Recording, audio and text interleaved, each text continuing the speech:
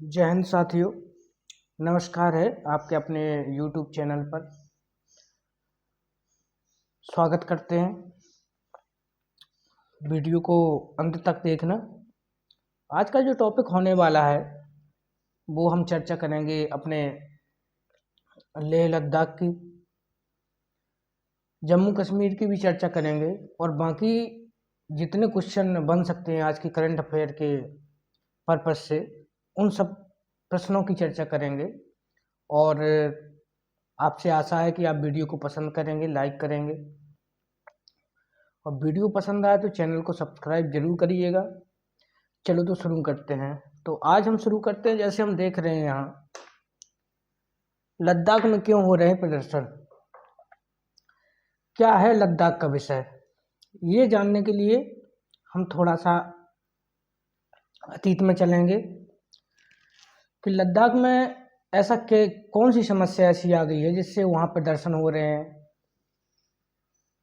हजारों की संख्या में लोग जुलूस निकाल रहे हैं, सड़कों पे उतर आए हैं, क्या समस्या है। तो अतीत में थोड़ा सा अगर हम झांकते हैं तो इसको में पाते हैं कि जो जम्मू कश्मीर की 370 धारा और 35A 35A का मामला था वो 5 अगस्त 2019 को सरकार ने कानून लाके उसको समाप्त कर दिया था। तो जहां जम्मू कश्मीर राज्य स्पेशल राज्य का दर्जा था वहां पर 2 केंद्र शासित प्रदेश बनकर आए। एक जम्मू कश्मीर हो गया, एक लेह लद्दाख हो गया। तो लद्दाख में ऐसी समस्या क्या है, लद्दाख के लोगों की मांग क्या है, हम थोड़ा सा जानने के लिए प्रयास करेंगे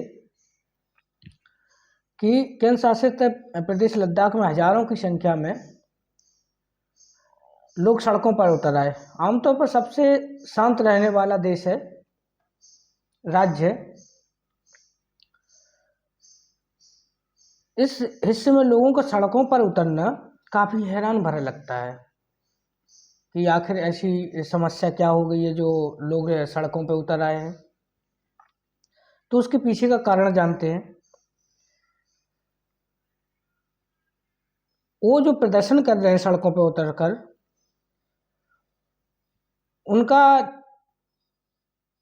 उनकी मांग है कि हमें केंद्र शासित राज्य की जगह पूर्ण राज्य का दर्जा दिया जाए। क्योंकि 5 अगस्त 2019 को जम्मू कश्मीर से अलग कर लद्दाख को केंद्र शासित प्रदेश बनाया गया था।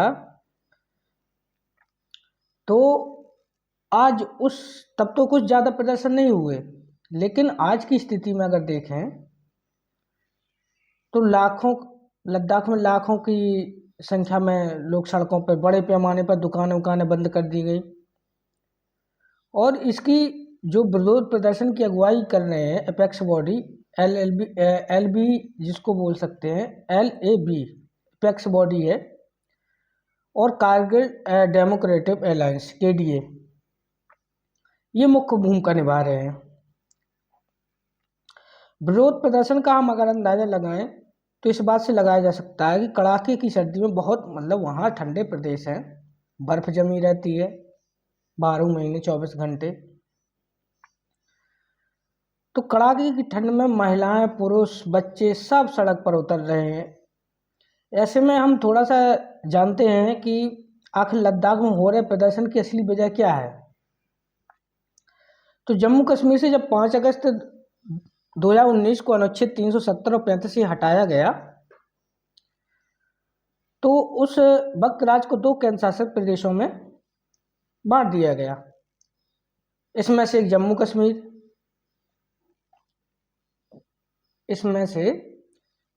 कश्मीर, जो विधानसभा वाला केंद्र शासित प्रदेश बना, वहीं लद्दाख को बिना विधानसभा वाला केंद्र शासित प्रदेश बनाया गया।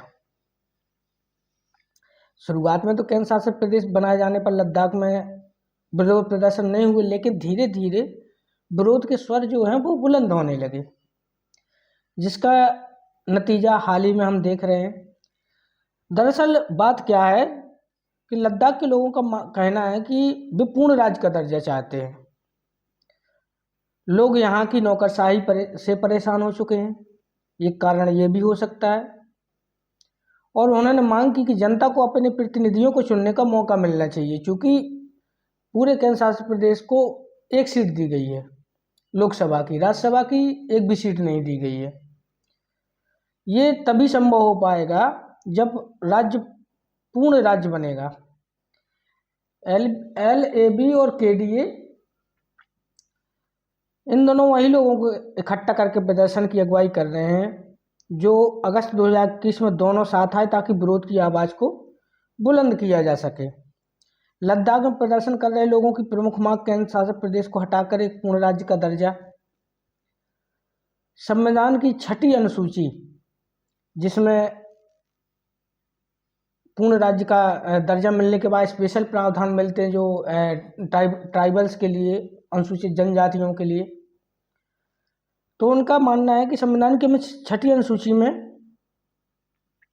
लेह और कारगिल दोनों जिलों को अलग अलग संसदीय सीट स्थापित कर दिया जाए, जो कि अभी केवल एक है दोनों जिलों की, और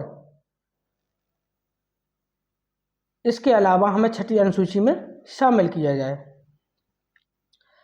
6ठी अनुसूची के तहत जनजातीय क्षेत्रों में स्वायत्त जिला बनाने का प्रावधान है। ठीक है, ये संविधान का एक भाग है और उनकी मांग जायज़ इसलिए है कि लद्दाख में भी ऐसी जनजातियां पाई जाती हैं जिनका सुरक्षा बहुत ज़रूरी है।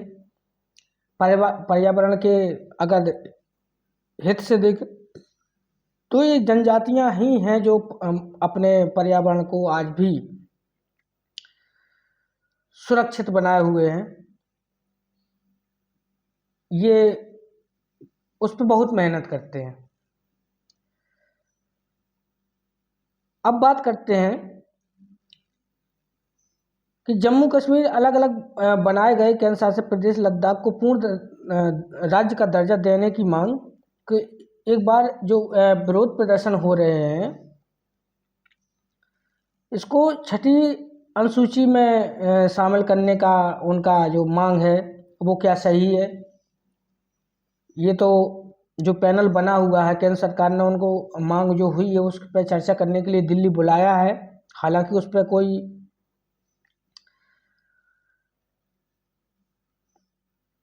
फैसला अभी क्लियर नहीं हो पाया है, ना ही सहमति बन पाई है, लेकिन जो विरोध प्रदर्शन की अगुवाई कर रहे हैं उन लोगों को उन्होंने दिल्ली बुलाया, केंद्र सरकार ने आश्वासन भी दिया, लेकिन इसके बावजूद भी विरोध प्रदर्शन हो रहे हैं। ऐसा नहीं कि ये पहली बार हो रहा है, इससे पहले भी लद्दाख को पूर्ण राज्य का दर्जा देने की मांग पर विरोध प्रदर्शन का ऐलान किया गया था। हालांकि इससे पहले केंद्र ने घोषणा की कि लेह एपेक्स बॉडी और कारगिल डेमोक्रेटिक अलायंस के प्रतिनिधियों के साथ दूसरे दौर की वार्ता आयोजित की जा रही है। पहले दौर की वार्ता चूंकि हो चुकी थी, इसके बावजूद लोगों ने सड़कों पर उतरकर विरोध प्रदर्शन किया और क्षेत्र में हड़ताल की। कैमरा क्यों बंद हो जा रहा बार बार। क्षेत्र में हड़ताल वगैरह तमाम शुरू हुई। केंद्र ने पहले ही लद्दाख के लोगों की मांग पर विचार करने के लिए राज्य मंत्री जो गृह मामले के हैं नित्यानंद राय की अध्यक्षता में एक उच्च स्तरीय समिति, नित्यानंद राय हैं राज्य मंत्री है गृह मामलों के, उनकी अध्यक्षता में एक उच्च स्तरीय समिति का गठन किया था कि इन लोगों से इसके बारे में चर्चा की जाए। अब जो प्रदर्शन कर रहे हैं उनके प्रतिनिधियों की मुख्य मांग है क्या, इस पर थोड़ा सा मोटा मोटा विचार कर लेते हैं, बात कर लेते, क्योंकि परीक्षा की दृष्टि से ये बहुत उपयोगी है। जो कि कहीं अगर रिटर्न लिख रहे हो आप या वनडे एग्जाम के हिसाब से भी लेह लद्दाख के बारे में हमेशा प्रश्न आते हैं, इनकी जनजातियों के बारे में प्रश्न आते हैं, फेस्टिवल वगैरह के बारे में प्रश्न आते हैं, कब अलग हुआ, नाना प्रकार के प्रश्न बन सकते हैं। तो विरोध प्रदर्शन में शामिल हुए लोगों के ने कहा कि वे केंद्र शासित प्रदेश में नौकरशाही के एक अंतहीन शासन के तहत नहीं रह सकते। वे केवल पूर्ण राज्य का दर्जा चाहते हैं जिसमें वे शासन के लिए अपने जनप्रतिनिधियों को चुन सकें। इसी के लिए प्रदर्शन में शामिल लोगों ने क्षेत्र में कम से कम 2 लोकसभा सीटें तय करने की मांग की है। अब थोड़ा सा बता दें कि साल 2023 दिसंबर में ही ये हुआ कि केंद्र सरकार ने लद्दाख में अपनी पहली बैठक की थी और लेह और कारगिल के दोनों निकायों से अपनी मांगों को लेकर लिखित में देने को कहा था। ये 2023 दिसंबर की बात है। आर्टिकल 370 को हटाए जाने के बाद अगस्त 2019 में तत्कालीन जम्मू और कश्मीर राज्य को विभाजित कर दी 2 केंद्र शासित प्रदेशों में इसका बंटवारा किया गया था।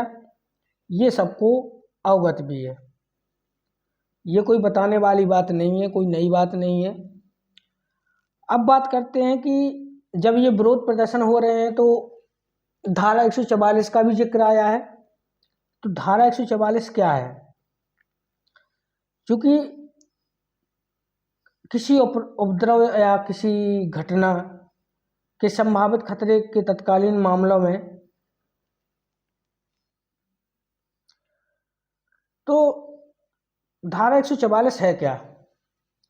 तो धारा 144 ये मतलब थोड़ा सा अगर उसको परिभाषित करने का प्रयास करेंगे तो उपद्रव या किसी घटना के संभावित खतरे के तत्काल मामले में लगाई जाती है। जैसे कहीं कोई विरोध प्रदर्शन हो रहा है, हड़तालें हो रही हैं, तोड़ फोड़ हो रही है, तो ऐसी घटनाओं को रोकने के लिए ये धारा लगाई जाती है जिसमें मानव जीवन या संपत्ति को परेशानी न हो या संपत्ति को क्षति पहुंचाने का प्रयास जो किया जाता है उस पर रोक लगाई जा सके। धारा 144 सीआरपीसी चूँकि भारतीय दंड संहिता 1973 का एक आर्टिकल है जिस पर ज़्यादा गहराई से चर्चा नहीं करेंगे, लेकिन थोड़ा सा इसके विषय में जानेंगे कि ये धारा कब लगाई जाती है और क्यों लगाई जाती है। तो धारा 144 शांति कायम रखने के लिए उस स्थिति में लगाई जाती है जब किसी तरह के सुरक्षा संबंधित खतरे या दंगे की आशंका हो। किसी राज्य का भी हो सकता है, किसी डिस्ट्रिक्ट विशेष का भी हो सकता है, किसी क्षेत्र विशेष का भी हो सकता है, वहाँ हम धारा 144 लगा सकते हैं। अब इसकी परमिशन कौन देता है? क्या पुलिस विभाग देता है या न्यायपालिका है या व्यवस्थापिका या कार्यपालिका? प्रश्न तो ढेर सारे बनते हैं, तो थोड़ा इसके बारे में चर्चा कर लेते हैं।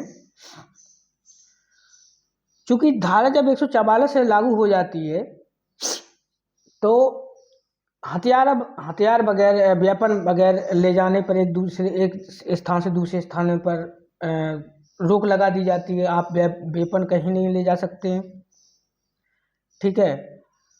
किसी भी स्थान या शहर में हिंसा, दंगा, आगजनी या मारपीट, सांप्रदायिक झगड़े रोकने के लिए धारा 144 का जुकाम परेशान कर रहा है,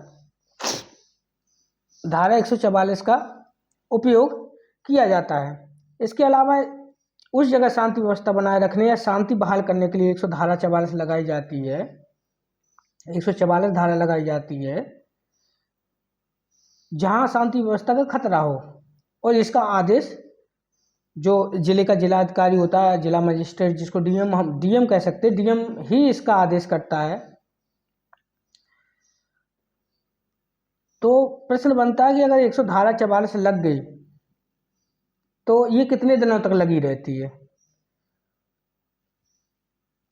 इसका कोई निर्धारित समय तो नहीं है। ये जब प्रशासन को लगे कि अब स्थिति सामान्य हो गई है तब इसको हटा सकते हैं। वो 1 महीने भी हो सकता है, वो 15 दिन भी हो सकते हैं, वो 1 साल भी हो सकते हैं। कोई निश्चित समय नहीं होता है इसका, ठीक है। अब इसकी बात हमने की, अब बात कर लेते हैं कि आज के करंट अफेयर के हिसाब से और प्रश्न क्या बनते हैं जो कि परीक्षा के हिसाब से बहुत ही मोस्ट प्रश्न कह सकते हैं। आप इन सब प्रश्नों को नोट कीजिएगा। अपना एक प्रश्न बनता है, फिलीपींस ने संयुक्त सैन्य अभ्यास किया। तो आपने एक संगठन सुना होगा क्वाड, जिसमें भारत, ऑस्ट्रेलिया, अमेरिका और जापान,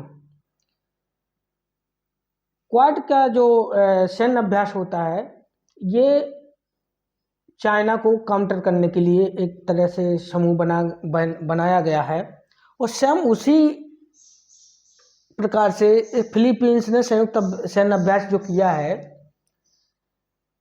ये भी कहाँ किया है, तो ये प्रश्न अगर आता है कि कहाँ ये अभ्यास किया गया है, तो ये दक्षिण चीन सागर में किया गया है। इसीलिए मोस्ट इम्पोर्टेंट ये क्वेश्चन बनता है कि फिलीपींस शामिल हुआ तो क्यों हुआ और किन किन देशों के साथ हुआ। तो ये जो सैन्य अभ्यास है, इसमें ऑस्ट्रेलिया हो गया, अमेरिका हो गया, जापान हो गया, जहाँ क्वाड देशों में भारत शामिल होता था उस जगह उन्होंने फिलीपींस को शामिल किया है। तो फिलीपींस ने इनके साथ सैन्य अभ्यास किया दक्षिण चीन सागर में चाइना को काउंटर करने के लिए। चलो फिलीपींस के बारे में थोड़ा सा जान लेते हैं। फिलीपींस की राजधानी सबको पता होगा मनीला है। यहाँ एक अंतर्राष्ट्रीय संगठन का मुख्यालय भी है मनीला में। आप लोग कमेंट बॉक्स में बताएंगे, कमेंट जरूर करिएगा कि फिलीपींस की राजधानी मनीला में किस अंतर्राष्ट्रीय संगठन का मुख्यालय है। करेंसी अगर फिलीपींस की देखी जाए तो फिलीपींस पैसो है। और अब दूसरा प्रश्न बनता है, ग्लैमर एवं लाइफ स्टाइल अवार्ड, ग्लैमर एवं लाइफ स्टाइल अवार्ड 2024 किसको मिला है। तो अगर ये इस प्रश्न का उत्तर हम देखें तो डॉक्टर निकेश जैन, जिनको ये अवार्ड मिला हुआ है, अब मैं यहाँ लिख देता लेकिन आप नोट कर लीजिएगा। किसे प्रश्न बनता है, किसे ग्लैमर एवं लाइफ स्टाइल अवार्ड 2024 मिला है। तो डॉक्टर निकेश जैन को ये अवार्ड दिया गया है। और अवार्ड से संबंधित एक बहुत ही मोस्ट इम्पोर्टेंट क्वेश्चन बनता है कि 2024 एबेल पुरस्कार, एबेल पुरस्कार कहें तो गणित का नोबेल, किसे मिला है। तो ये मिला है मिशेल टेलाग्रैंड को। आप इसको भी नोट कीजिएगा कि एबेल पुरस्कार 2024 किसे मिला है, तो मिशेल टेलाग्रैंड को। अब प्रश्न बनता है, चौथा प्रश्न कह सकते हैं, एसपीजी के महानिरीक्षक किसे नियुक्त किया गया। एसपीजी स्पेशल प्रोटेक्शन ग्रुप, विशेष सुरक्षा समूह का महानिरीक्षक किसे नियुक्त किया। एसपीजी कमांडो के बारे में कौन नहीं जानता है। स्पेशल कमांडो होते हैं उनका एसपीजी का फुल फॉर्म अगर हम देखें तो उसी में मिल जाता है, स्पेशल प्रोटेक्शन ग्रुप। तो इनके महानिरीक्षक किसे नियुक्त किया गया है, तो लव कुमार जी हैं, इनको इनके महानिरीक्षक के पद पर नियुक्त किया गया है।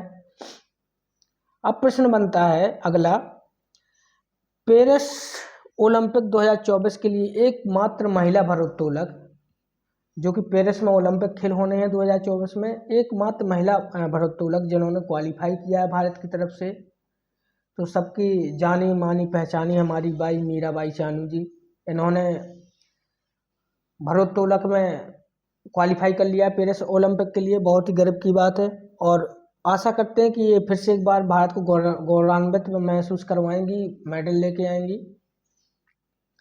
तो पेरिस ओलंपिक 2024 के लिए एकमात्र महिला भारोत्तोलक कौन है जिन्होंने क्वालिफाई किया है, तो मीराबाई चानू है। अब प्रश्न आता है, सीआईडीसी का 15वां विश्वकर्मा पुरस्कार किसने जीता। तो सीआईडीसी है क्या। जहाँ विश्वकर्मा की बात आ जाती है तो सब कोई हर कोई के जहन में एक ही बात आती है कि ये कंस्ट्रक्शन से संबंधित होगा, निर्माण से संबंधित होगा, क्योंकि हमारे हिंदू रीति रिवाज में विश्वकर्मा भगवान की पूजा की जाती है इसी के लिए। तो सीआईडीसी, यहाँ एक टर्म्स आया है सीआईडीसी। तो सीआईडीसी है क्या, क्योंकि कंस्ट्रक्शन इंडस्ट्री डेवलपमेंट काउंसिल है। इन्होंने 15वां विश्वकर्मा पुरस्कार है वो किसको मिला है, तो 15वां विश्वकर्मा पुरस्कार मिला है गैल को, एक महारत्न कंपनी है अपने देश की, उनको 15वां विश्वकर्मा पुरस्कार मिला है। अब बात कर लेते हैं अगले प्रश्न की। मदरसा शिक्षा नीति को असंवैधानिक घोषित किया गया था कभी, उत्तर प्रदेश की बात है। तो मदरसा शिक्षा नीति को इलाहाबाद हाई कोर्ट ने असंवैधानिक घोषित कर दिया था, जिस पर सुप्रीम कोर्ट ने हाल ही में रोक लगा दी है। तो ये मदरसा शिक्षा नीति कहाँ किस राज्य से संबंधित है, प्रश्न ये बनता है। तो प्रश्न उत्तर प्रदेश हो गया। अब उत्तर प्रदेश के बारे में थोड़ा सा चर्चा कर लेते हैं। उत्तर प्रदेश की राजधानी सबको पता होगा लखनऊ। किस नदी के किनारे है? तो गोमती नदी के किनारे। मुख्यमंत्री तो बाबा जी हैं ही हैं अपने। और अभी उत्तर प्रदेश को काफ़ी जीआई टैग मिले हैं, जिसमें से एक बांसुरी का था, वो मैंने पिछली कक्षा में पढ़ाया था। और मथुरा के प्रसिद्ध सांची क्राफ्ट को जीआई टैग मिला है। और उत्तर प्रदेश ने देश की पहली सेमीकंडक्टर नीति बनाई हुई है। ये भी बहुत पॉइंट करने वाली बात है, बहुत इम्पोर्टेंट लाइन है कि पहली सेमीकंडक्टर नीति देश में किसने बनाई है? तो उत्तर प्रदेश ने बनाई है। और मुख्यमंत्री सुमंगला योजना के तहत जो राशि 15,000 थी, वो उत्तर प्रदेश में बढ़ाकर 25,000 कर दी गई है। ये बहुत खुशी की बात है। ये जो इतने पॉइंट है उनको नोट कर लीजिएगा आप। तो मदरसा नीति जो इलाहाबाद हाई कोर्ट ने असंवैधानिक घोषित कर दिया गया था इलाहाबाद हाई कोर्ट के द्वारा, उसको सुप्रीम कोर्ट ने उस पर रोक लगा दी है कि आप इस पर दोबारा विचार कीजिएगा। ये अब आगे का विषय बनता है कि ये निर्णय अगर सुप्रीम कोर्ट देता है तो कब देता है, अगर देता है तो हम उस पर भी चर्चा करेंगे आने वाले समय में। अब प्रश्न बनता है कि 5G प्रायोगिक लाइसेंस की किस ITI ने किया है? 5G का प्रायोगिक लाइसेंस देने की किस ITI ने इस पे शुरुआत की है? तो इसका उत्तर है IIT मद्रास। चूँकि मैंने बोर्ड में इस प्रश्न को नहीं लिखा था, लेकिन मुझे लगा कि 5G का दौर चल रहा है तो इस पर प्रश्न बन सकता है परीक्षाओं में। ठीक है, तो इसकी लाइसेंस की जो अवधारणा लेकर आए हैं वो IIT मद्रास है। और एक बहुत ही दुखद समाचार है हमारे लिए कि एक रिपोर्ट आई है जिसमें कहा गया कि कैंसर के मामले अब दोगुना होने की संभावना है। जो कैंसर के मामले हैं वो दोगुना होने की संभावना है। ये कब तक दोगुना हो जाएंगे?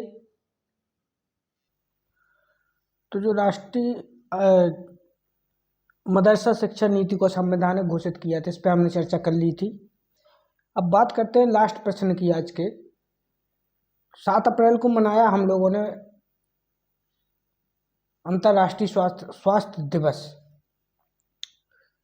ये चूँकि 7 अप्रैल को ही क्यों मनाया जाता है, पहला प्रश्न तो ये है, मन में सवाल आना चाहिए। तो इसका आंसर है कि 7 अप्रैल 1948 को ही WHO की स्थापना हुई थी, विश्व स्वास्थ्य संगठन। तभी से ये 7 अप्रैल को विश्व स्वास्थ्य दिवस के रूप में मनाया जाता है। और जो इस साल की थीम है विश्व स्वास्थ्य दिवस की, वो माई हेल्थ माई राइट, ये थीम है, इसको नोट कर लीजिएगा। माई हेल्थ माई राइट, मेरा स्वास्थ्य मेरा अधिकार है, यही विश्व स्वास्थ्य दिवस की थीम है। इसी के साथ मैं वीडियो को समाप्त करता हूँ। हाँ, एक रिक्वेस्ट ज़रूर करता हूँ कि बड़ों का सम्मान करें, बच्चों को प्यार दें और अपना व्यक्तित्व ऐसे निर्धारित करें कि महिलाएं आपके साथ सुरक्षित महसूस करें। जय हिंद, नमस्कार।